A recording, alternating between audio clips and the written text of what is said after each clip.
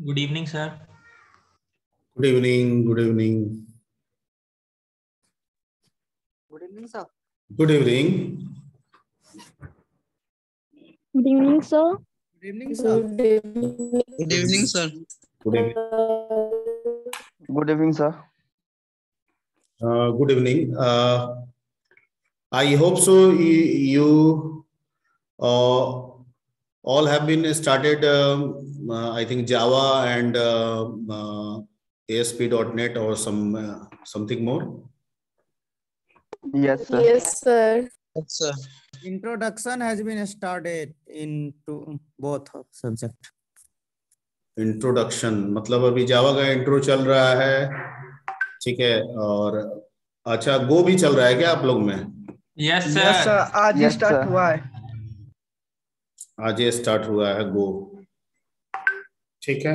तो you having lot of platform, ठीक है। आपके पास बहुत सारा प्लेटफॉर्म है सीखने और प्रोजेक्ट से रिलेटेड काम करने के लिए, ठीक है। पीएचपी के बारे में आप लोगों ने डिस्कस किया था? हम लोग में हो रहा है सर। चलो ठीक है, ओके। हम लोग में स्टार्ट नहीं हुआ सर। ठीक है, टाइम स्लॉट भी तो खाली नहीं है सर। ओके। सो वो एक कंसर्न था। तो एक आपके पास there are lot of platform, आप लोग किसी भी प्लेटफॉर्म पे काम कर सकते हैं, ठीक है। प्रोजेक्ट के जो वर्क होते हैं उसमें प्रोजेक्ट टू प्रोजेक्ट जो बेसिक्स वर्क होते हैं उसमें सिमिलैरिटीज होती है, ठीक है। लेकिन चूंकि प्रोजेक्ट अलग अलग ऑर्गेनाइजेशन से रिलेटेड होते हैं, उनके फंक्शनलिटीज अलग अलग हो सकते हैं, तो उनके ऑपरेशनल फंक्शनलिटीज अलग अलग भले हो सकते हैं, ठीक है। लेकिन अगर आप किसी भी ऑर्गेनाइजेशन के लिए अगर एक प्रोजेक्ट बना रहे हैं, ठीक है, तो उसके लिए आप लॉगिन पेज डिजाइन कीजिएगा ही, ठीक है। डेटाबेस के साथ कनेक्टिविटी होगा ही, डेटाबेस के साथ कनेक्टिविटी होगा तो या तो डेटाबेस में डाटा को ले जाइएगा या डेटाबेस से डेटा को ले आइएगा, यही तो काम ना होगा, ठीक है। वर्क चाहे जो भी हो। Point clear? यस नो बोलते जाइएगा बीच बीच में। Yes sir. आवाज आ रही है ना मेरी clear? Yes sir. Yes sir. Yes, sir. तो Yes. मैं ये बता रहा हूं कि काम चाहे हम कोई भी करें, ठीक है। हम चाहे एक स्कूल का प्रोजेक्ट बनाएं, एक कॉलेज का प्रोजेक्ट बनाएं, एक हॉस्पिटल का प्रोजेक्ट बनाएं, रेलवे का प्रोजेक्ट बनाएं, बैंक का प्रोजेक्ट बनाएं, इंश्योरेंस सेक्टर का प्रोजेक्ट बनाएं, ठीक है, ओके। या कार वाला का प्रोजेक्ट बनाएं, ठीक है, बाइक वाला का प्रोजेक्ट बनाएं, बुलेट वाला का प्रोजेक्ट बनाएं, किसी का भी हम प्रोजेक्ट बनाएं, ठीक है। तो प्रोजेक्ट में हम सबसे पहला यही होता है कि लोगों को हम जोड़े तो लॉगिन से करके जोड़े, एक ऑथेंटिसिटी हमको देना होता है। तो इसका मतलब है कि जो लॉगिन का कंसेप्ट है वो तो सब में काम कर जाएगा। Yes, sir. Yes, sir. Okay. अब मान लीजिए कि भैया कॉलेज है तो स्टूडेंट एंट्री होगा, उसका डेटा सेव करके रखना होगा डेटाबेस में। कोई हॉस्पिटल है तो पेशेंट की एंट्री होगी, पेशेंट का डाटा सेव करके रखना होगा। लेकिन अगर आप मान लीजिए कि स्टूडेंट के एंट्री करना सीख गए तो क्या आप पेशेंट की एंट्री, ट्रेन की एंट्री, पैसेंजर की एंट्री करना आप नहीं कर लेंगे? Yes, sir. मैं आपको जो बताने की कोशिश कर रहा हूं वो आपको समझ में आ रहा है? Yes, sir. मैं क्या कोशिश कर रहा हूं बताने की? कि सर सर्टेन एक्टिविटीज किसी भी सॉफ्टवेयर में सेम होता है सर। हाँ, कुछ एक्टिविटीज सेम, सब सेम नहीं होते, ऑपरेशनल Certain बोले डिफरेंसेस बहुत सर। सारे होंगे। There are lot of operational differences. लेकिन जो एक्टिविटीज होते हैं, कुछ एक्टिविटीज सॉफ्टवेयर टू सॉफ्टवेयर क्या होते हैं, सेम होते हैं, ठीक है। उनका जो फील्ड जो होगा वो अलग अलग होंगे, पर जो काम का तरीका होगा ना, द वे ऑफ वर्क, ठीक है, उसमें सिमिलरिटीज आपको मिलेगी, ठीक है। यानी अगर हम प्रोग्रामिंग के वो 5 पैराडिज्म पे लेके चले, इनपुट आउटपुट स्टोरेज कंट्रोलिंग, ठीक है, और क्या था एक, इनपुट आउटपुट, आपका input output processing, controlling and storage, ठीक है। अगर ये 5 ऑपरेशन पे हम लेके चले, ठीक है, तो आपको सिमिलरिटीज। सर वेटिंग में है लड़का लोग।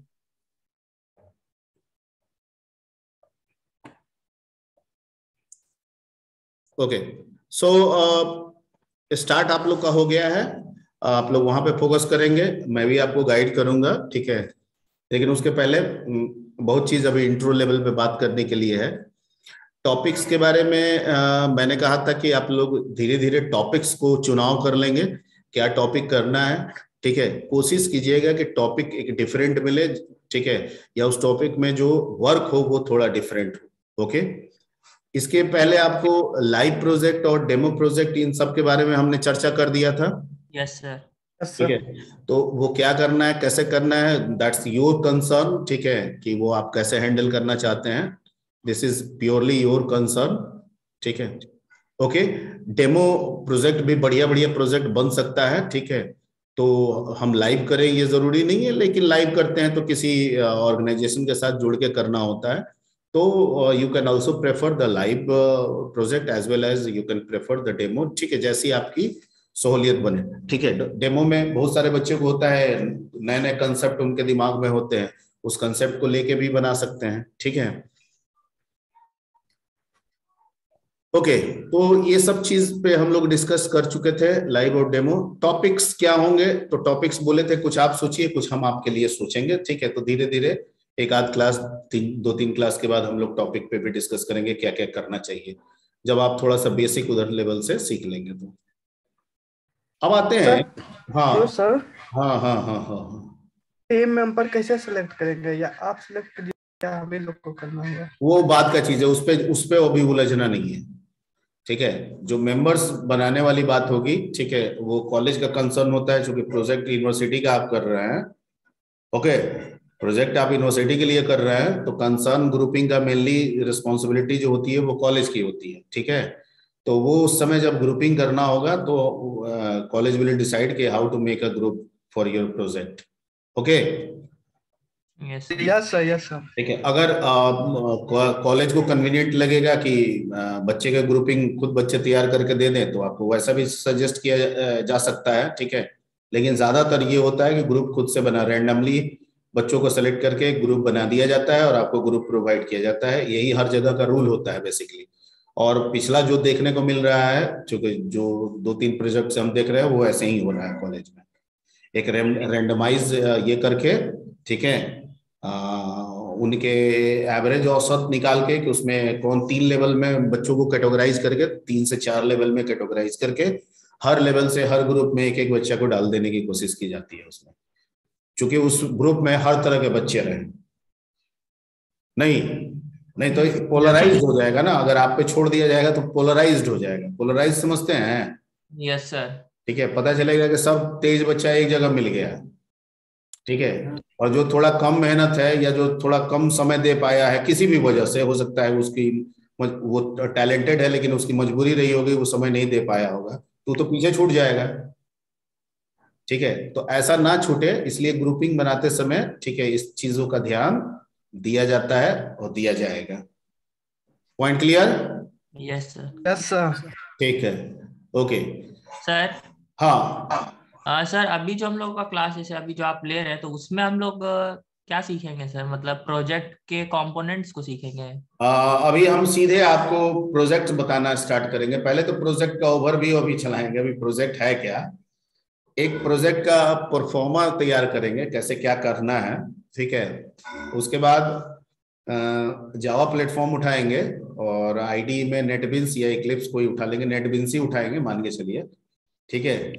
और उसके बाद जैसे अभी अब हमने क्या बताया कि कॉमन काम क्या क्या हो सकते हैं, ठीक है। तो यानी वर्क में जो सिमिलरिटी, वर्क ऑफ नेचर की जो सिमिलरिटीज है, उस पे हम कोई एक प्रोजेक्ट सोच लेंगे या कोई एक काम सोच लेंगे, उस काम को बताते चलेंगे कि भाई हम इस काम के लिए लॉगिन पेज डिजाइन कर रहे हैं। अब मान लीजिए कि हमको एंट्री कराना है, तो हम एक स्टूडेंट का सोच के एंट्री कराना समझा देंगे, ठीक है। एंट्री हो गया, आप किसी बच्चे को सर्च करके उसके रिकॉर्ड को एक्सेस करना है तो वो कैसे होगा, वो सब बता देंगे, ठीक है। तो सर इन सारे कामों को करने के लिए तो सर हमें GUI कंपोनेंट्स की जरूरत पड़ेगी? वो हम गाइड करते जाएंगे, ठीक है, लेकिन हम आपको सिलेबस के लेवल का गाइड नहीं करेंगे, ठीक है, बात समझे। हम आपको गाइड करेंगे वहां पे प्रैक्टिकल लेवल पे। किस लेवल पे? प्रैक्टिकल लेवल पे कि भैया मान लीजिए आप फ्रंट एंड जान गए, आप कोई टूल्स जान गए, ठीक है, तो ये टूल्स होता है, इस टूल्स में इस प्रॉपर्टी का ये काम है, हमको बैक कलर चेंज करना है तो हम ये प्रॉपर्टी इस्तेमाल करेंगे, हमको फॉर कलर चेंज करना है तो हम इस प्रॉपर्टी का इस्तेमाल करेंगे। मैं जो बोल रहा हूँ समझ में आ रही बात? Yes sir. ना कि हम पहले बैठ के पढ़ा रहे हैं कि ये लिस्ट बॉक्स है, ये कॉम्बो बॉक्स है, इसका ये काम है, इसमें इस तरह के प्रॉपर्टी होते हैं, वो हम नहीं करेंगे। हम सीधे किस पे आएंगे? यूज पे रहेंगे। हम सीधे किस पे रहेंगे? यूज पे रहेंगे। बाकी पढ़ने का काम तो आप जावा में करेंगे ही। क्लियर? Yes sir. ठीक है, उतना उस पे दिमाग ज्यादा नहीं ले जाना है, ठीक है। और हम अगर आपको कुछ भी बताएंगे तो वो समझने वाला ही बताएंगे, आप उसके लिए निश्चिंत रहिए, ठीक है। अगर जरा सा भी हमको लगेगा कि बच्चा हेजिटेशन में है तो हम उसको दोबारा बताएंगे, ठीक है ना? Yes sir. Okay okay, and let's discuss about what do you mean by the concept of front end and concept of back end. Do you know about the meaning of Sir, the interface which we get for any software is the front end, while the back end connectivity, like the program which runs behind that interface is the back end, sir. So can we say that a language can be used as a front end as well as a back end? It depends upon the specification of that language, sir. Like certain language support front end as well as back end, and certain language do not, sir. Just like, for example, sir, like in Python we have a module tkinter by which we can design the front end, as well as Python also supports database. So that language can be used for front end as well as back end both. While in case of JavaScript, it only supports client-side operation. By means of JavaScript, we can't connect the front end, the interface which we have designed to the database. So there we can't use JavaScript as a front end as well as a back end. So for that purpose, we have to use a certain server-sided scripting language like PHP or a certain different language, ASP maybe, for connecting the front end to the back end, sir. लेकिन JavaScript से server को तो respond कर सकते हैं ना? Sir database को तो कनेक्ट नहीं ना कर सकते हैं सर। हाँ, डेटाबेस को बिल्कुल कनेक्ट नहीं करेंगे, लेकिन रेस्पॉन्ड तो कर सकता है, और रेस्पॉन्ड करने के बाद हमें या तो PHP या JSP या ASP इनमें से किसी एक से जुड़ना होगा। Yes sir. नहीं, ठीक है विनायक, तुम्हारा सही है, लेकिन हम ये बिल्कुल कह दें कि जावास्क्रिप्ट जो है वो बैकएंड पे जाता नहीं है, तो बैकएंड पे रिक्वेस्ट जाता है उसका, ठीक है, लेकिन वो ऑपरेट नहीं करता है। सर हम बैकएंड से डेटाबेस को, हाँ, बैकएंड डेटाबेस का काम जावास्क्रिप्ट से नहीं कर सकते हैं, बिल्कुल नहीं कर सकते हैं, पर रिक्वेस्ट ट्रांसमिट करता है। सर रिक्वेस्ट ट्रांसमिट को थोड़ा इलैबोरेट कीजिए ना sir. Request transmit in the sense है कि क्लाइंट का जो रिक्वेस्ट है उसको फॉलो करके, ठीक है, वो सर्वर तक रिस्पॉन्ड करता है,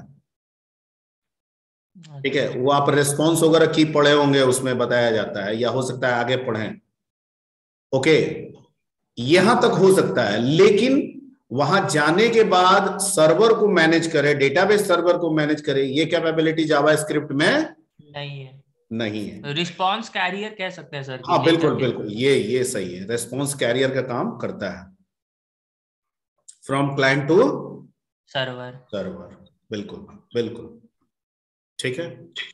ओके, तो एक प्रोजेक्ट के लिए सिंपल फ्रंट एंड और बैक एंड का क्या मतलब है, अगर प्रोजेक्ट के रिगार्डिंग बोलना हो? Just give me 1 minute.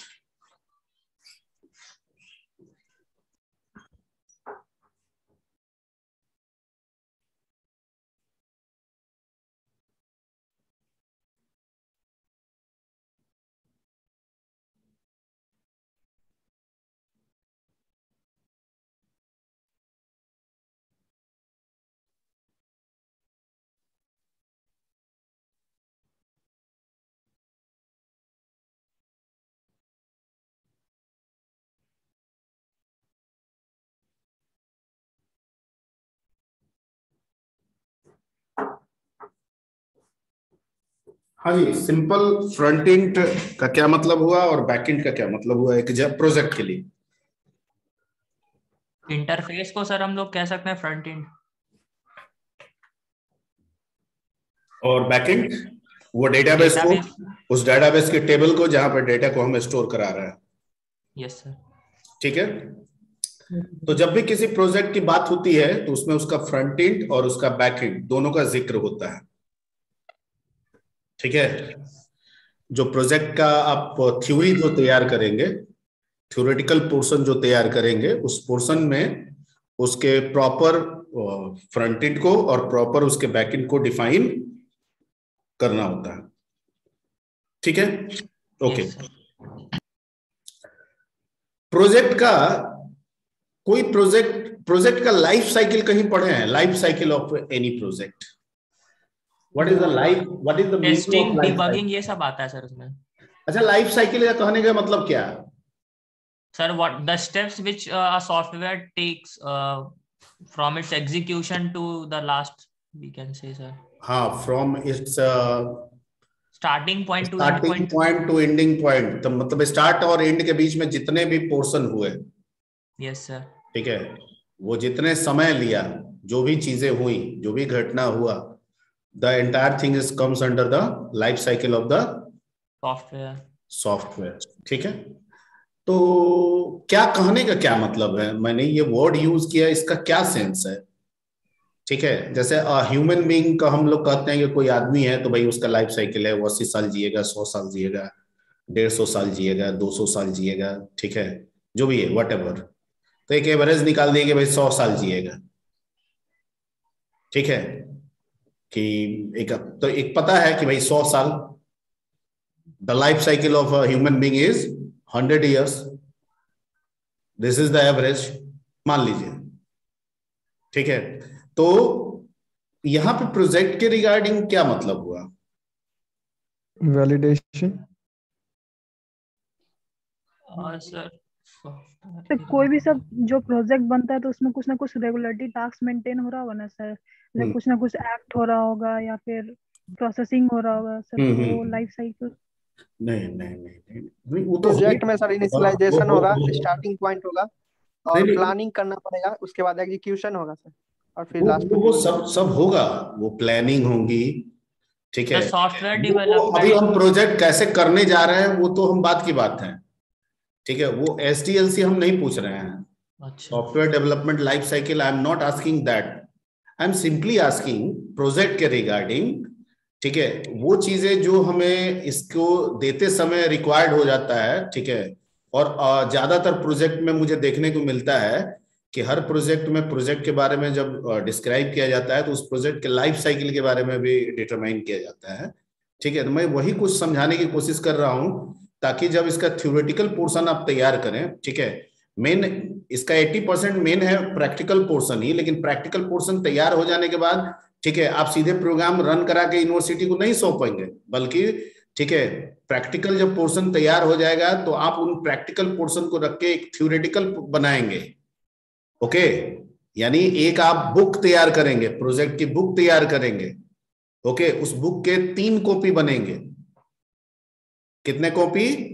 3 copy sir. 3 copy, एक यूनिवर्सिटी को जाएगी, एक कॉलेज को रहेगी, एक आपके पास रहेगी। Point clear? Yes sir. Yes sir. 3 copy बनेगी और उस 3 कॉपी में उस प्रोजेक्ट का, ठीक है, हार्ड कॉपी भी रहेगा और उस प्रोजेक्ट का सॉफ्ट कॉपी भी रहेगा, चाहे आप उसे CD में करके दें या पेन ड्राइव में करके दें, एज यू विश। ठीक है, या आप मेमोरी कार्ड में करके दें, माइक्रो कार्ड में दें, SD कार्ड में दें, जैसे भी दें। क्लियर? Yes sir. ठीक है, पहले CD DVD में चलता था, हमको लग रहा है अभी भी खत्म नहीं हुआ है CD DVD शायद। ठीक है, तो अभी भी अगर आपको मान लीजिए देना है, ठीक है, तो CD DVD में दे सकते हैं, क्योंकि कहिएगा कि पेन ड्राइव खरीदेंगे तो कम से कम 150-200 रुपये लगेगा, CD हमको 50 रुपये में मिल जाएगा, 40 रुपये में। ठीक है, तो यूनिवर्सिटी आपको उसके लिए बाध्य नहीं करती है, जो चल रहा है, ठीक है, और जो पोर्टेबल डिवाइस है आप उसका इस्तेमाल कर सकते हैं। जब CD DVD नहीं था तो लोग फ्लॉपी डिस्क में देते थे। किस में देते थे? Floppy disk. ठीक, तो ये तो आपका ये हो गया। हम लोग अभी भी वहीं पे है कि एक्चुअली लाइफ साइकिल का क्या मतलब है। लाइफ साइकिल सर उस प्रोजेक्ट का फीचर मतलब हाँ, उस प्रोजेक्ट का फीचर्स या स्टार्ट टू एंड। ना ना ना ना ना, ठीक है। अरे ड्यूरेशन। देखिए, सर लाइफ साइकिल को कह सकते हैं सर कि जो मेरा सॉफ्टवेयर होगा सर, जिस तरीके के लेट मी एक्सप्लेन, ठीक है, लेट मी एक्सप्लेन, ठीक है। मान लीजिए कि मैं 100 साल जीऊंगा, ठीक है, तो इसका मतलब ये हो गया कि मैं तो कुछ जी चुका हूं। Yes sir. अब मान लीजिए कि मैं 42 साल जी चुका हूं, मान लीजिए, तो कितना और जीऊंगा? 58 ईयर्स। 58। 58 साल की है। ये लाइफ साइकिल है। ये क्या है? ये जो चीजें समझाने की हम आपको कोशिश कर रहे हैं, इसको हम लोग क्या कहेंगे? Life cycle. Life cycle. Life cycle. चलिए मान लीजिए कि मैं 100 साल जीऊंगा और मैं आज धरती पे जन्म लिया, तो मैं अगले 100 साल तक रहूंगा। Yes sir. ठीक है, ये लाइफ साइकिल है प्रोजेक्ट में। ठीक है, कोई भी प्रोजेक्ट इनफाइनाइट टाइम के लिए नहीं होता है, हो सकता है, क्योंकि काम कभी बाउंड में होता ही नहीं है। ठीक है, इफ आई एम अर्निंग, ठीक है, माई सैलरी इन 5 डिजिट, तो it means that will always be that will always be in 5 digit. No sir. वो 6 होगा, वो 7 होगा, वो 8। मैं जो बोल रहा हूं समझ में आ रही बात? Yes sir. Yes sir. ठीक है, तो कोई भी प्रोजेक्ट जब बनाया जाता है तो सिर्फ प्रेजेंट को देख के नहीं बनाया जाता है। ठीक है, एक औसत निकाला जाता है, क्योंकि हर लैंग्वेज को जब हम ऑप्ट करते हैं तो उस लैंग्वेज की भी एक बाध्यता होती है, कि लिमिट होती है, एक सीमाएं होती है। ठीक है, अगर आप एक सी लैंग्वेज यूज कर रहे हैं तो सी लैंग्वेज में आप पढ़े होंगे कि इंट से बड़ा आपको क्या लेना है? लॉन्ग इंट लेना है। ठीक है, तो क्या लॉन्ग इंट में आप कितना भी बड़ा वैल्यू आप स्टोर करके रख सकते हैं? नहीं। नो सर, एक लिमिट। ठीक है, उसकी भी एक लिमिटेशन है। ठीक है, अब वो लिमिटेशन कैसे बढ़ेगा? तो सर प्लेटफॉर्म को बदलेंगे तो ठीक है, प्लेटफॉर्म में भी गए तो 64 बिट का प्लेटफॉर्म मिला, तो वो लॉन्ग इंट कन्वर्ट होके जो 4 का था वो 8 का हो गया, तो 8 की भी तो एक लिमिटेशन होगी। Yes sir. ठीक है, उससे बड़ा अगर वैल्यू आपको करना है तो फिर वो प्लेटफॉर्म आपको सपोर्ट नहीं कर रहा है। जब तक आप उस प्लेटफॉर्म को 128 बिट का नहीं बनाएंगे, डाटा टाइप का साइज नहीं बढ़ पाएगा। मैं जो समझा रहा हूं समझ में आ रही बात? Yes sir. ठीक।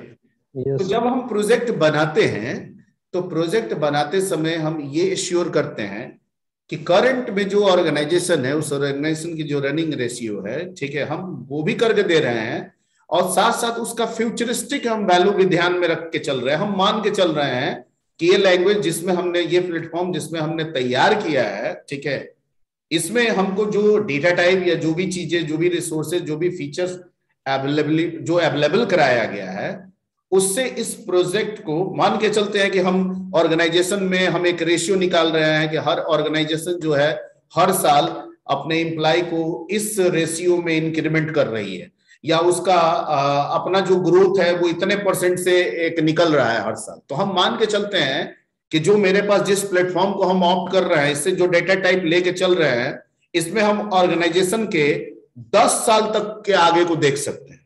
ठीक है, ओके, तो हम एक लिख के दे देंगे लाइफ साइकिल ऑर्गेनाइजेशन को कि ये आपको हम दे रहे हैं और ये सॉफ्टवेयर आपके अगले 10 साल तक साथ देगा।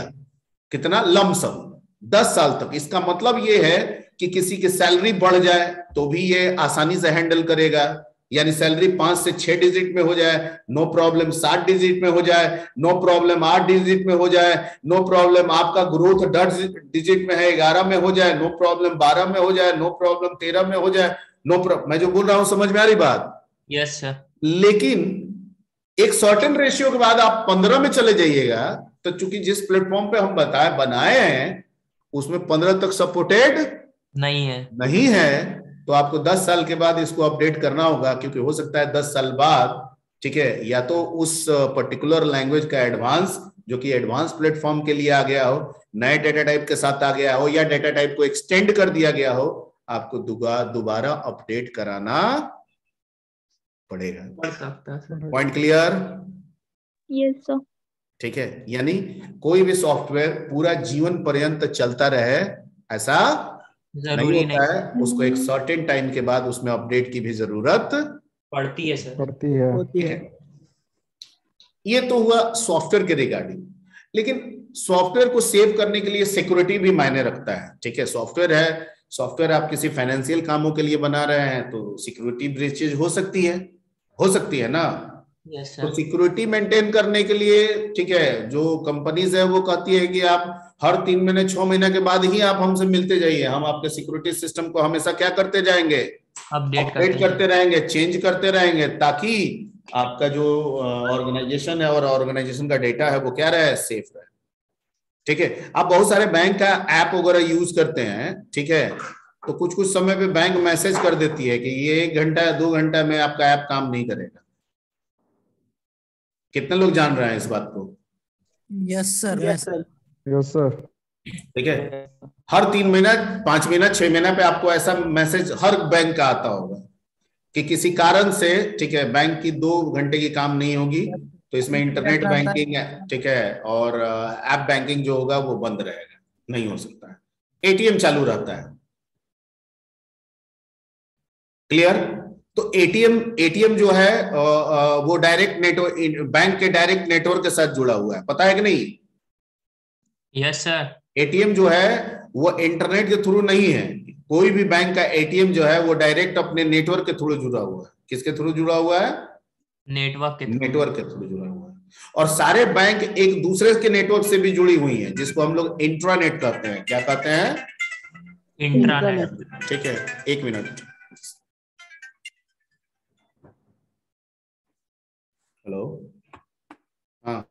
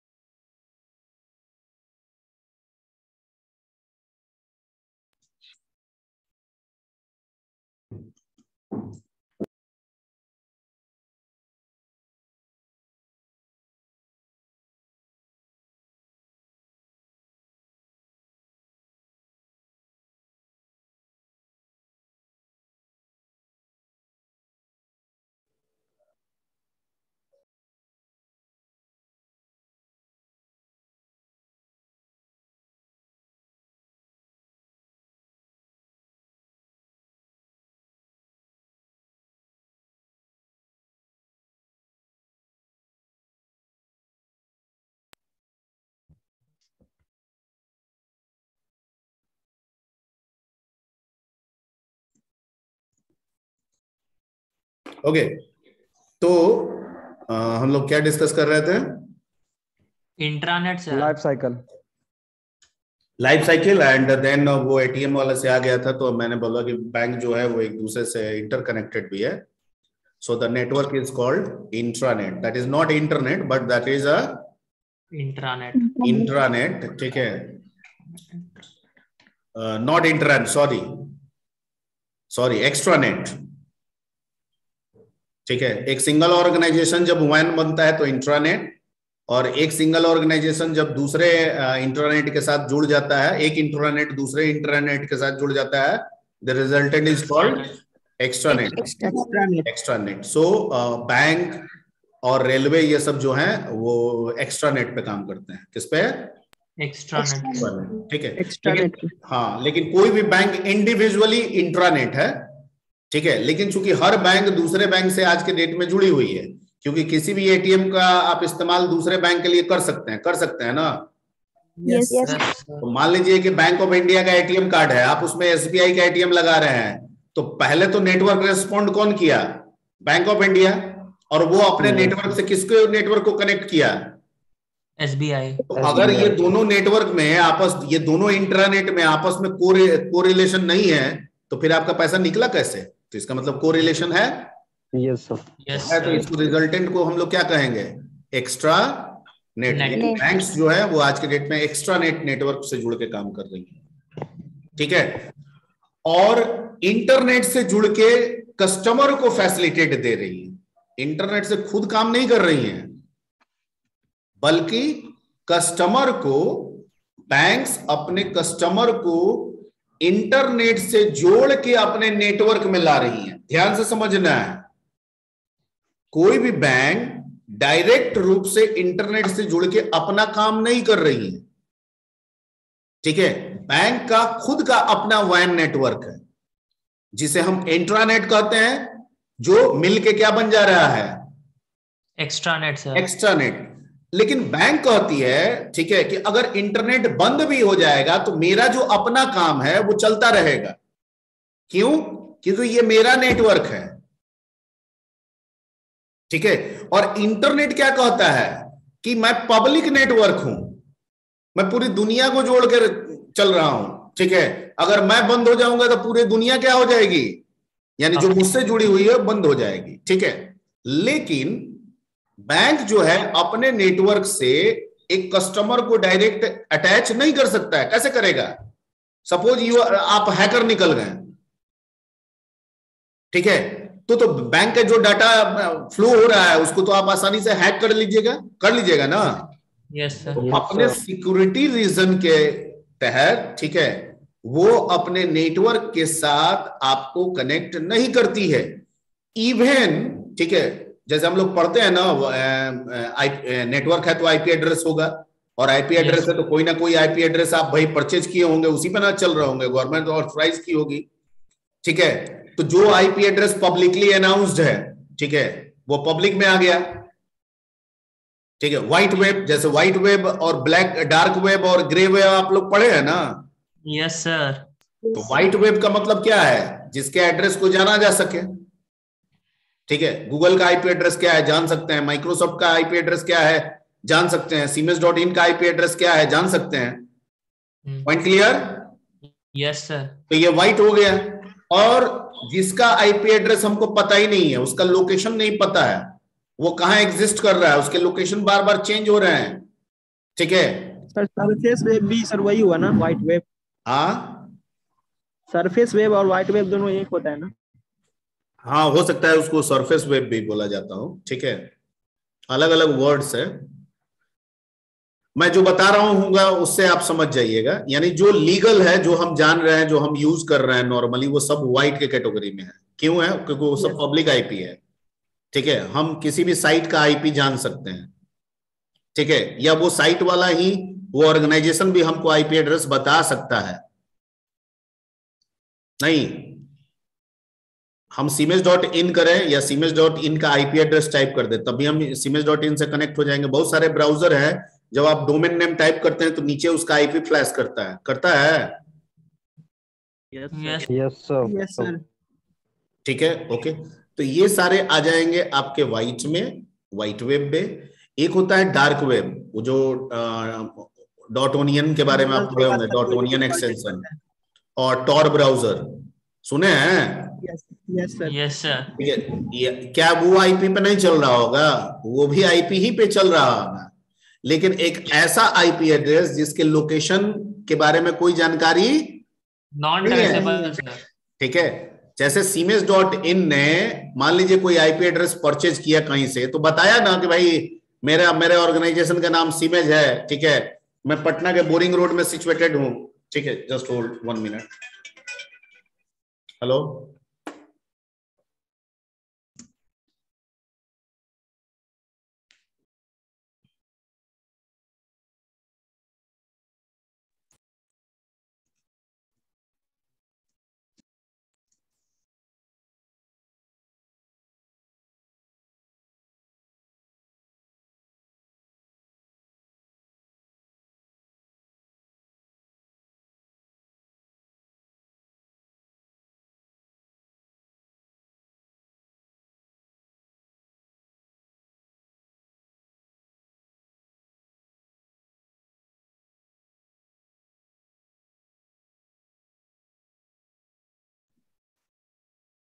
ठीक है। Yes sir. सर जो हाँ, मल्टीपल बैंक्स को कनेक्ट करके एक मिनट, उसको छोड़ देंगे तो ग्रे वाला खत्म हो जाएगा, फिर नहीं समझ में आएगा कंसेप्ट। तो कुछ ऐसे आईपी जो एग्जिस्ट तो करते हैं लेकिन जिनका लोकेशन नहीं पता है, वो डार्क में हो गए। क्या हो गए? डार्क में। और जिनका आईपी एड्रेस, जिनका सब लोकेशन पता है कि भाई एक सीमेज ऑर्गेनाइजेशन है, वो पटना में एग्जिस्ट करती है, बोरिंग रोड लोकेलिटी है। Point clear? ठीक है, इसका मतलब उस आईपी से हम उस पर्टिकुलर ऑर्गेनाइजेशन के प्लेसेस को जान सकते हैं, वो रजिस्टर्ड है। ठीक है, वो डोमेन बेचने वाली, ठीक है, आईपी एड्रेस बेचने वाली कंपनी के पास रजिस्टर्ड है, गवर्नमेंट के पास रजिस्टर्ड है। यस। ठीक है, और एक होता है ग्रे, जिसमें गवर्नमेंट कहती है कि ऑथराइज करते हैं, लेकिन वो पब्लिक नहीं है, वो छुपा हुआ है। ठीक है, यानी लीगल होते हुए भी क्या कर दिया गया है उसको? इलीगल नहीं, इलीगल तो नहीं बोलेंगे, लीगल होते हुए भी हाइड कर दिया गया, इसलिए कर दिया गया, ठीक है, कि आप इस आईपी एड्रेस को जान नहीं सकते हैं, आप इस आईपी एड्रेस के लोकेशन का पता नहीं लगा सकते हैं, कुछ भी आपको नहीं मिलेगा। और ये गवर्नमेंट ऑथराइज करती है किनको? फाइनेंशियल सेक्टर्स को। किनको? फाइनेंशियल सेक्टर्स को। ठीक है, कि आप ऐसा करें, आपके सिक्योरिटी के हिसाब से ये जरूरी है। ठीक है, तो जो उनका नेटवर्क चल रहा है ना, वो एक आईपी एड्रेस पे चल रहा है, वो सिर्फ उस बैंक को पता है। इवन बैंक के एम्प्लॉय को भी नहीं पता है कि हमारे बैंक का आईपी एड्रेस क्या है।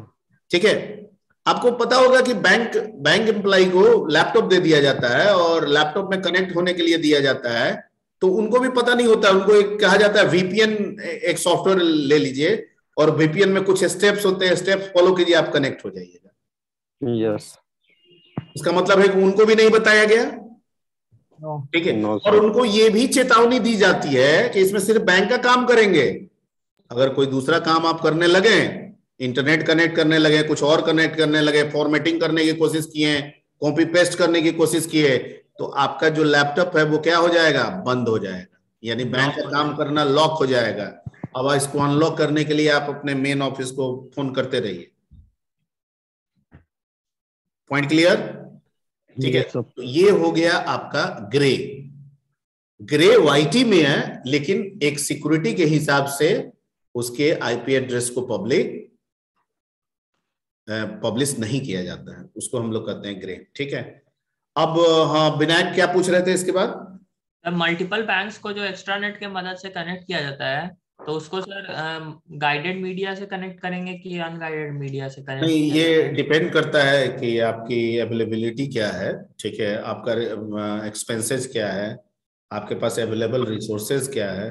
ठीक है, मान लीजिए आपके पास पैसा कम है तो आप गाइडेड मीडिया भी बना सकते हैं। ठीक है, आपके पास लग रहा है कि पैसा है लेकिन गाइडेड मीडिया में हमारे पास सहूलियत नहीं बन रहा है, ठीक है, हमको जगह नहीं मिल रहा है, तो आप वहां पे वायरलेस भी जा सकते हैं, ऐसा नहीं है। हाँ बोलो सर, जब गाइडेड मीडिया का इस्तेमाल किया जाता होगा तो मतलब वायर को कहाँ से सर, अंडरग्राउंड तो जाता नहीं होगा सर, तो जो केबल हंग करता रहता है सारे केबल अंडरग्राउंड है, जितने भी ऑप्टिक फाइबर केबल है मोस्ट ऑफ सब अंडरग्राउंड है। अच्छा, ऑप्टिक फाइबर से कनेक्टिविटी की जाती है सर? हाँ, ऑप्टिक फाइबर केबल अगर है तो अंडरग्राउंड है। ऑप्टिक फाइबर के पहले भी कोएक्सियल केबल यूज कर रहा था टेलीफोन डिपार्टमेंट, तो वो भी अंडरग्राउंड था। Yes sir. ठीक है, आप इसे अंडरग्राउंड करके ले जाएं तार को, या तार को आप ऊपर पोल बिछा के ले जाएं, ये मैटर नहीं है। ठीक है, आप जैसे मर्जी वैसे ले जा सकते हैं। ठीक है, पोल बिछा के ले जाइएगा तो आपको गवर्नमेंट से परमिशन, हालांकि परमिशन तो दोनों में लेना पड़ता है आपको, ठीक है, या परमिशन देती है आपको। तो अगर तार आपको लटका के ले जाना है तो आप तार लेके जाइए, जैसे केबल वाला केबल ऑपरेटर तार खींच के दे जाता है। केबल ऑपरेटर वाला क्या करता है, मोहल्ले जहां जगह मिलता है वहां पे तार को बांधते हुए चला जाता है, ऐसा ही नहीं बढ़ता है। Yes sir. तो आप वैसे भी कर सकते हैं। ठीक है, अगर बहुत कॉम्प्लेक्स लग रहा है, ठीक है, तो आप उसको वायरलेस मोड से जोड़ लीजिए। ठीक है, एक सेंटर बना लीजिए, मान लीजिए आपको पटना को कनेक्ट करना है, पटना में आप एक जगह सेंटर बना लीजिए। ठीक है, और उसमें आप लोग क्या कि एक ये एस्टेब्लिश कर लीजिए रेडियो वेब, जो ये होता है दो तरह, एक रिसीवर होता है और एक सेंडर होता है ना। Yes sir. ठीक है, तो आप एक मेन सेंटर बन जाइए, आप सेंटर बन जाइए, और बाकी सबको रिसीवर को कह दीजिए कनेक्ट हो जाओ तुम वाईफाई मोड से। जैसे हमारा ये होता है डिश टीवी वगैरह होता है, तो डिश टीवी क्या है, पूरे इंडिया में डिश टीवी का एक सेंट्रल लोकेशन है, जी का एक जगह कोई सेंट्रल लोकेशन है, ठीक है। या मान लीजिए कि सेंट्रल नहीं होगा तो बिहार का एक सेंट्रल लोकेशन उसका होगा जी का। अब वहां से जी के चैनल को ट्रांसमिट कर रहा है, और हमारा जो सैटेलाइट है, जो हमारा टावर है, वो उसको क्या कर रहा है, रिसीव कर रहा है। मैं जो बता रहा हूं समझ में आ रही बात? Yes sir. ठीक है, तो देखिए सहूलियत है, कनेक्टिविटी कैसे कर रहे हैं वो आपकी सहूलियत पे आधारित है। आप उसे वायर्ड बनाएं या वायरलेस मीडिया बनाएं, गाइडेड बनाएं या अनगाइडेड बनाएं, ठीक है। गाइडेड बनाएंगे तो सोर्स और टारगेट नोन होता है, ठीक है, यानी हर एक पॉइंट से दूसरे पॉइंट के बीच की दूरी क्या होती है, नोन होती है। अनगाइडेड मीडिया में हर एक पॉइंट से दूसरे पॉइंट के बीच की दूरी मालूम होती है, पर वो एग्जैक्टली कहां पे होता है नहीं बता सकते हैं। Point clear? Yes sir. Yes sir. ठीक है, जैसे आप मान लीजिए कि आप रिलायंस का यूज कर रहे हैं, एयरटेल का यूज कर रहे हैं, तो आप कहीं ना कहीं सर्टेन एयरटेल के टावर से होंगे, तो एयरटेल कंपनी ज्यादा से ज्यादा ये कर सकती है कि ये बता देगी कि आप मेरे इस टावर से कनेक्ट हैं, ठीक है। लेकिन वो टावर, ठीक है, अपने मान लीजिए कि 1 किलोमीटर के रेडियस में कवर कर रही है, तो सिर्फ ये बता सकता है कि 1 किलोमीटर के रेडियस में ये मिल जाएगा, पर है एग्जैक्टली कहां पे वो फाइंड करना थोड़ा मुश्किल है, ठीक है। फिल्म वगैरह में भी देखते होंगे तो लोकेशन पता देता है, एग्जैक्टली नहीं बताता है, ठीक है। हालांकि किसी किसी में बता देता है, ठीक है, वो एग्जैक्टली होता नहीं है, एकदम टू द पॉइंट वहीं पे हो, ये संभव नहीं है। Clear? Yes sir. Okay sir Tor के बारे में एक बार बताइएगा। नहीं, टॉर तो ब्राउजर है, और टॉर ब्राउजर मैं बहुत यूज नहीं किया हूं, लेकिन मैं उसके बारे में थोड़ा बहुत जानता हूं, क्योंकि जानकारी रखना चाहिए। तो टॉर ब्राउजर है, you can easily download on your PC, and Tor browser से नॉर्मल जो आप वर्क करते हैं वो भी कर सकते हैं, but basically that is design for to access the dot onion site, dot onion site को एक्सेस करने के लिए, ठीक है। तो आपको पहले तो डॉट ओनियन साइट जानना होगा ना कि कौन कौन से डॉट ओनियन साइट्स हैं, ठीक है। तो वो पहले सर्च कीजिएगा कि आपको मिल रहा है कि नहीं, ठीक है। तो ये एक चीज समझिएगा कि डार्क में घुसने का मतलब है कि आपका सिस्टम भी रिस्क में जा सकता है।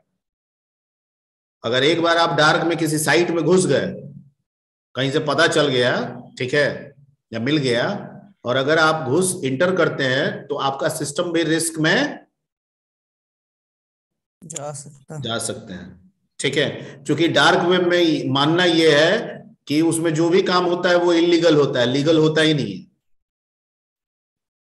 अरे अगर लीगल ही करना रहता तो डार्क बन के क्यों बैठा रहेगा? क्लियर? तो ज्यादातर जितने भी वायरसेस देखते हैं, वायरस अटैक, वो सब किससे होता है? डार्क वेब के थ्रू होता है, ठीक है। सर स्टिल वो एग्जिस्टेंस में है सर? स्टिल अभी भी सर एग्जिस्टेंस में है? हाँ अभी भी है, एग्जिस्टेंस में है, ठीक है। जितने भी मोस्ट ऑफ आप बहुत सारे फाइनेंशियल जो आप ये देखते हैं, ठीक है, वो भी आपको सब डार्क वेब से किया जाता है, ठीक है। यानी बहुत सारे अमेरिकन बैंक का ये इशू था, बहुत इधर का तो नहीं है, पहले क्या था कि कुछ अमेरिकन बैंक का ये था कि ट्रांसमिशन के दौरान पैसा तो ट्रांसमिट हुआ, लेकिन जो रिसीवर है उसके पास पैसा पहुंचा ही नहीं, ठीक है। और बैंक का रिकॉर्ड बता रहा है कि पैसा ट्रांसमिट हुआ, ठीक है, लेकिन रिसीवर कह रहा है कि मेरे अकाउंट में पैसा आया नहीं, उसका रिकॉर्ड यही बता रहा है कि मेरे अकाउंट में उतना पैसा डिपॉजिट नहीं हुआ, ठीक है। तो रिपोर्ट में जनरेट हो गया कि पैसा ट्रांसमिटेड हो गया, पैसा मिल गया, और पैसा उसको पहुंचा भी नहीं, ठीक है। तो ऐसा उसमें भी लगाया जा रहा था कि ये एक हैकिंग हो सकता है इस तरह का, ठीक है। हालांकि बचाने के लिए सिक्योरिटी लोग लगाए हुए हैं, इधर तो अभी सुनाई कोई इस तरह का फाइनेंशियल इश्यूज तो नहीं पड़ रहा है, ठीक है। इसीलिए बैंक्स जो है वो time to time security system अपना चेंज करते रहती है, हर 2 महीना 3 महीना पे सिक्योरिटी सिस्टम चेंज करती रहती है, आपको कहते रहती है, मैसेज भेजते रहती है हर 1 महीना 2 महीना पे कि आप अपना लॉगिन पासवर्ड चेंज कीजिए, अपना ट्रांजैक्शन पासवर्ड चेंज कीजिए। करती है कि नहीं करती है? Yes sir. ठीक है, इसलिए करती है कि आप भी सेफ रहे और वो भी सेफ रहे। ठीक है, इस बार बार चेंज से क्या होगा कि अगर हैकर एक सर्टेन टाइम के डेटा को हैक भी किया होगा और आपका चेंज हो गया, तो अब उसको वो डाटा उसके लिए कोई कारगर नहीं होगा। ठीक है, तो ये कुछ हम लोग उस पे बात किए थे। Let's come to the, there are 2 parts basically associated in terms of literature, मतलब जो हम प्रोजेक्ट बनाएंगे, प्रोजेक्ट तो प्रैक्टिकल वर्क है, ये सब कर लिया, अब हमको प्रोजेक्ट मान लेते हैं सबमिट करना है कॉलेज को, यूनिवर्सिटीज को, तो कैसे करेंगे? क्या एक प्रोजेक्ट की बुक बना के दे देंगे? क्या यही होता है? तो नॉर्मली वही होता है, लेकिन इसके 2 फेज होते हैं।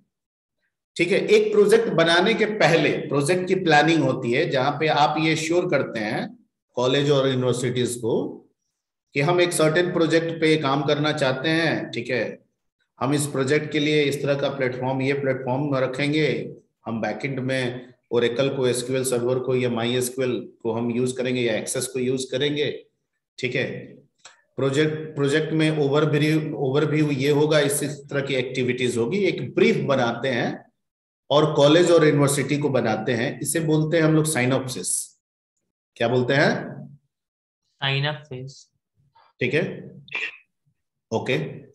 जब ये अप्रूवल मिल जाता है, ठीक है, then after you can start your project. आप अपने प्रोजेक्ट पे काम करना क्या कर देते हैं? शुरू कर देते हैं, और प्रोजेक्ट की जो सर्टेन टाइम मिली होती है, 2 महीने 3 महीने 4 महीने व्हाटएवर जो भी मिली होती है, उस एक सर्टेन टाइम के अंदर आपको उस प्रोजेक्ट को पूरा करके दे देना होता है। जैसे ही प्रोजेक्ट पूरा होता है, अब आप उस प्रोजेक्ट का एक हार्ड कॉपी तैयार करते हैं, प्रोजेक्ट बुक तैयार करते हैं, उसकी 3 कॉपी बनाते हैं। ठीक है, वैसे नियमतः साइनॉप्सिस की भी 3 कॉपी बनेगी। ठीक है, अच्छा, साइनॉप्सिस कहते हैं सर? हाँ, साइनॉप्सिस। ठीक है, उसकी भी 3 कॉपी बनेगी। ओके, लेकिन कुछ यूनिवर्सिटी, ये क्राइटेरिया थोड़ी यूनिवर्सिटी टू यूनिवर्सिटी डिफरेंट भी हो सकती है। ठीक है, समवेयर की प्रोजेक्ट के साथ ही साइनॉप्सिस क्या होता है, कंबाइंड भी कर सकते हैं। यानी आपको सिर्फ आप कॉलेज यूनिवर्सिटी को बता दिए कि I am working with the project, या कॉलेज जान रही है कि हाँ भाई हमारे बच्चे जो है प्रोजेक्ट काम कर रहे हैं, प्रोजेक्ट में ये टॉपिक सबका फाइनल हो गया है। ठीक है, और प्रोजेक्ट जो है वो यूनिवर्सिटी के साथ ये कर रही है, इंटरेक्ट कर रही है और बता रही है कि भाई हमारे सारे फाइनल ईयर के बच्चे प्रोजेक्ट कर रहे हैं, सब अलग अलग टॉपिक्स में काम कर रहे हैं, ये टॉपिक्स है। मतलब एक तरह से अवेयर आप कॉलेज को कर रहे हैं, कॉलेज यूनिवर्सिटी को कर रही है। ठीक है, तो साइनॉप्सिस के बिना भी आप काम कर सकते हैं और डायरेक्ट प्रोजेक्ट में ही साइनॉप्सिस ऐड करके, ठीक है, या उसका एक भाग ऐड करके आप डायरेक्ट प्रोजेक्ट भी सबमिट कर सकते हैं। ठीक है, ये भी होता है। ठीक है, और जो हम पहला वाला स्टाइल बोले हैं वो भी होता है, दोनों होता है। Point clear? Yes sir. ठीक है, ओके। तो मेनली जो पहले का पुराना ट्रेडिशनल सिस्टम अगर हम लेके चलें तो उसमें ऐसा ही चलता आया है। पहले सिनॉप्सिस बनाया जाता था, अप्रूव्ड कराया जाता था, और उसके अप्रूवल होने के बाद ही प्रोजेक्ट पे काम होता है। ठीक है, जैसे पीएचडी वगैरह लोग भी करते हैं तो कुछ इसी तरह से पैटर्न पे काम होता है।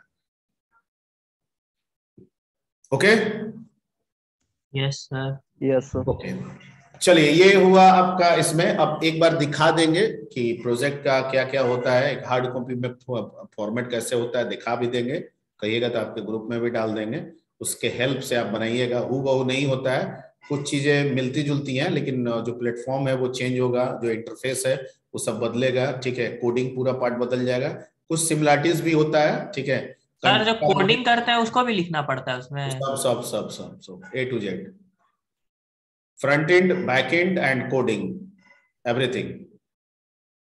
Coding regarding front end, coding regarding back end, सब चीज इंटायर चीज आपके उसमें होंगे। ठीक है, ओके। जावा तो सबके सिस्टम में होगा आई थिंक। और चूंकि जावा पढ़ रहे होंगे तो हमको लग रहा है कि सर ने सबको नेटबिन्स भी इंस्टॉल करवा दिया होगा। ये नहीं सर, कर लेंगे। इक्लिप्स किए हैं सर। तो आप दोनों कर लीजिएगा ना, क्या दिक्कत है। Okay sir. इक्लिप्स कर लिए हैं तो नेटबिन्स भी करके रख लीजिएगा, ठीक है। ओके, और जावा का कोशिश कीजिएगा कि वर्जन कितना चल रहा है अभी, 1.8 यस सर। लेटेस्ट। यस 1.8। हाँ, तो जो भी हो लेटेस्ट हो, अगर 1.8 भी मिले तो वो आप ले लीजिएगा, रख लीजिएगा उसमें। और तीसरा चीज है बैकएंड। तो बैकएंड पे मैं बाद में गाइड करूंगा कि बैकएंड में मैं किसको लेके चलूं, ठीक है। हो सकता है मैं आपसे पूछ के आगे बढ़ूं, या हो सकता है कि मैं आपको बताऊं कि किससे लेके बढ़ना है। तो that may be Oracle, that may be SQL server, और दैट मे बी एक्सेस, कोई भी हो सकता है, ठीक है। तो वो आप मेरे को छोड़ दीजिए, ठीक है। मैं बाद में इसके बारे में गाइड करूंगा कि किस पे लेके आपको बढ़ना है। तो अगर एक्सेस में करना है तो कोई प्रॉब्लम नहीं है, एक्सेस तो आपके सिस्टम में ही रहता है। लेकिन अगर ओरेकल पे करना है तो मुझे बताना होगा कि भाई ओरेकल डाउनलोड कर लीजिए, ठीक है। अगर एसक्यूएल सर्वर करना होगा तो एसक्यूएल सर्वर डाउनलोड कर लीजिए, ठीक है सर एसक्यूएल सर्वर ही ठीक रहेगा सर। और वैसे तो अगर सबसे बेस्ट देखिएगा तो ओरेकल ही सबसे बेस्ट है। ओरेकल पता है डेटा सर एसक्यूएल सर्वर हम लोग इंस्टॉल किए हुए हैं सर। हाँ, तो इसीलिए ना बोले हैं, सब अपना अपना कन्वीनियंट खाली दिखता है। बट सर ओरेकल सर हम लोग एसक्यूएल सर्वर पढ़े नहीं। वैसे सारे पावरफुल डेटाबेसेस में अगर वन ऑफ द टॉप में अगर लेटेस्ट आप वर्जन सर जावा का सर जेडीके सर 17 है। तो 17 है। Yes sir. वो तो वैसे नहीं आता है ना, वो 1 पॉइंट ऐसे करके देता है ना। उसको जैसे मान अगर 4 रहता है ना सर, तो उसको 1.4 भी बोल सकते हैं। हाँ हाँ, तो 17 है तो इसका मतलब क्या हो गया, 7.1। 17 तो 1.7 हो गया 1.7 शायद। कि 1.17, ठीक है। 1.7 ही सर। अरे कोई भी है, आप 1.8 कर लीजिएगा, मिनिमम 1.8 रखना है, ठीक है। चेक कर लेते हैं जावा का लेटेस्ट वर्जन क्या चल रहा है। 17 ही है सर। जेडी के 17 है, ठीक है। तो जेडी के यही कर लीजिएगा, कोई दिक्कत नहीं है, ठीक है। आप 17 ही कर लीजिएगा, और नेटबिन्स कर लीजिएगा। इक्लिप्स कर लिए हैं, कोई दिक्कत नहीं है, नेटबिन्स भी कर लीजिएगा। ये दोनों आईडी रख लीजिएगा, ओके। बाकी बैकएंड में क्या करना है, अगर एसक्यूएल सर्वर आपके पास है तो वेल गुड, एक्सेस भी रहता ही है, ठीक है। वो आगे करेंगे। अगर आपका मन है कि एसक्यूएल सर्वर में ही काम है तो देखा जाएगा, एसक्यूएल सर्वर के साथ ही काम किया जाएगा, कोई दिक्कत नहीं है, ठीक है। लेकिन सबसे ज्यादा जो डेटाबेस के रूप में जो सबसे ज्यादा पावरफुल और प्रचलित और सबसे ज्यादा यूज्ड में है, ठीक है, वो कौन है, ओरेकल। ओरेकल। और for your kind information, Oracle का ही जावा है। Yes sir. ठीक है, पहले जावा सन का था और सन माइक्रो सिस्टम को परचेज कर लिया, यही 4-5 साल पहले करीब ओरेकल कॉर्पोरेशन ने कर लिया। तो वो सन से कन्वर्ट होकर चला गया किसमें, ओरेकल कॉर्पोरेशन में, ठीक है। ये बहुत पुराना बात नहीं है, ये इधर 3 से 4 साल पहले की बात है, जब ओरेकल ने परचेज किया सन माइक्रो सिस्टम को, ठीक है। चलिए, तो आज यहीं तक। नेक्स्ट क्लास में कुछ